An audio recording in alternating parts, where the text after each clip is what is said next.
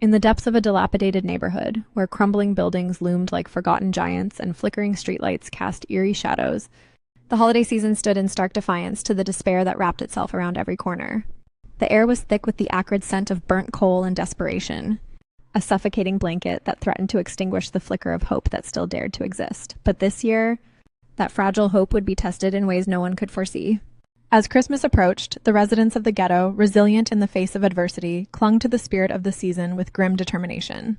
They adorned their meager apartments with makeshift ornaments, salvaged from the wreckage of their shattered dreams. Children's laughter echoed through the streets, a haunting melody of innocence against a backdrop of fear and violence. Among them was 12-year-old Marcus, whose dreams of escape from the suffocating grip of poverty burned brighter than the flickering lights outside. Then, on Christmas Eve, the nightmare unfurled. An unnatural chill swept through the streets, howling like a banshee, rattling windows and sending tremors of dread through every heart. Marcus had just finished helping his mother prepare a meager meal when a thunderous bang shattered the night, a sound that resonated with the foreboding of impending doom. Frantic voices followed, mingling with the unmistakable crack of chaos. His heart thundered in his chest as he raced to the window, peering through the grimy glass. Outside, a maelstrom of confusion erupted. A group of men, faces obscured by dark hoods, clashed like wild beasts, their voices rising in a cacophony of anger and threat. The flickering glow of Christmas lights illuminated the tension, casting grotesque shadows on the walls. His mother yanked him away from the window, her face a mask of terror. "Stay down, Marcus, don't move," she hissed, her voice quaking with fear. They huddled together on the floor, praying that the storm would spare them. But as the minutes stretched into an agonizing eternity, the sounds outside grew louder, more chaotic, more menacing. Suddenly, a bone-jarring crash reverberated through their apartment. The door exploded open, and two masked figures stormed in, their intentions cloaked in darkness. Panic surged through Marcus as he realized they were not merely seeking refuge from the chaos. They were predators on the hunt. His mother clutched him tightly, her eyes wide with terror, a silent plea for safety.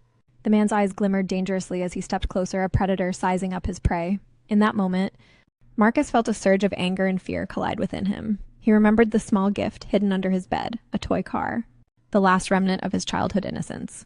It wasn't much, but it was all he had. "Wait!" Marcus shouted, his voice unexpectedly steady, cutting through the tension like a knife. "I can give you something!" He scrambled to retrieve the toy, offering it like a desperate lifeline. The intruders paused, caught off guard by the child's unexpected courage, a beacon of hope in the midst of chaos. "What's this?" the second man asked, confusion flickering across his hardened features. "It's a car," Marcus stammered. "I bought it for Christmas. You can have it. Just don't hurt my mom." The first man hesitated, glancing at his partner, who seemed momentarily disarmed. A flicker of humanity sparked amidst the chaos. The second man reached out, taking the toy car in his hands, examining it as if it were a relic of a lost world. "Kid, you're a brave one," he said, his voice softening, almost reverent. "You shouldn't be in a place like this." The first man's words, a surprising display of kindness, cut through the tension like a ray of light in the darkness. Marcus watched, heart pounding, as the men exchanged glances, a silent conversation unfolding in the charged air. Gradually, they relaxed their stance, the madness outside fading into the periphery. "Get out of here," the first man said, his tone less threatening, almost weary. "Take your mom and go somewhere safe." With that, they turned and vanished into the night, leaving Marcus and his mother in a stunned silence, the weight of the moment crashing over them like a tidal wave. They huddled together, the reality of their narrow escape settling in. The night still echoed with distant chaos, but for now, they had been spared. As dawn broke on Christmas morning, the streets lay eerily silent, a haunting aftermath of the night's terror. Marcus and his mother stepped outside, the sun's light spilling over the remnants of chaos like a balm. They wandered through the neighborhood, surveying the destruction, broken glass, scattered debris, and the chilling memories of a night that would forever haunt their souls. Yet amid the wreckage, a flicker of hope began to emerge. Neighbors, united in their resilience, cautiously ventured out, banding together to clean up the remnants of their shattered lives and share what little they had left.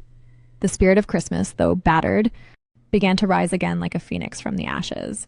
Marcus realized that even in the darkest hours, kindness could illuminate the path through despair. That Christmas, in the heart of the ghetto, they learned that love and courage could shatter the chains of fear, and that sometimes the most profound gifts are not material, but the bravery we summon in the face of unspeakable adversity.